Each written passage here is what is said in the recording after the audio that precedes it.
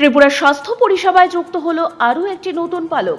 দুর্ঘটনাগ্রস্ত রোগীদের দ্রুত হাসপাতালে পৌঁছে দেওয়ার লক্ষ্যে নতুন 24টি লাইফ সাপোর্ট অ্যাম্বুলেন্স চালু করা হয়েছে। ত্রিপুরার প্রতিটি নাগরিকদের জন্য আরও শক্তিশালী, সহজলভ্য এবং দ্রুত স্বাস্থ্য পরিষেবা প্রদানে সরকার প্রতিশ্রুতিবদ্ধ। এই লক্ষ্যকে সামনে রেখে রবিবার 24টি নতুন বেসিক লাইফ সাপোর্ট এবং অ্যাডভান্সড লাইফ সাপোর্ট সুবিধা সমৃদ্ধ অ্যাম্বুলেন্সের সূচনা করলেন মুখ্যমন্ত্রী ডক্টর মানিক সাহা। এদিন মুখ্যমন্ত্রীর বাসভবনের সামনে এই 24টি অ্যাম্বুলেন্সের সূচনা হয়েছে।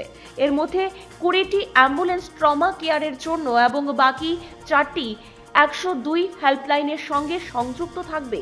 এই উদ্যোগের ফলে রাজ্যে জরুরি পরিস্থিতিতে দ্রুত সাড়া প্রদান, সময়মতো ট্রমা চিকিৎসা এবং রোগী পরিবহন ব্যবস্থায় উল্লেখযোগ্য উন্নতি ঘটবে।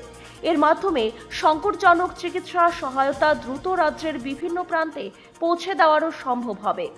বিশেষ করে সড়ক দুর্ঘটনা ও অন্যান্য জরুরি চিকিৎসা সংক্রান্ত পরিস্থিতিতে এই আধুনিক অ্যাম্বুলেন্সগুলো জীবন রক্ষায় গুরুত্বপূর্ণ ভূমিকা পালন করবে। রাজ্য স্বাস্থ্য পরিষেবাকে আরও কার্যকর এবং গতিশালী করে তুলবে এই উদ্যোগ, বললেন মুখ্যমন্ত্রী ডক্টর মানিক সাহা।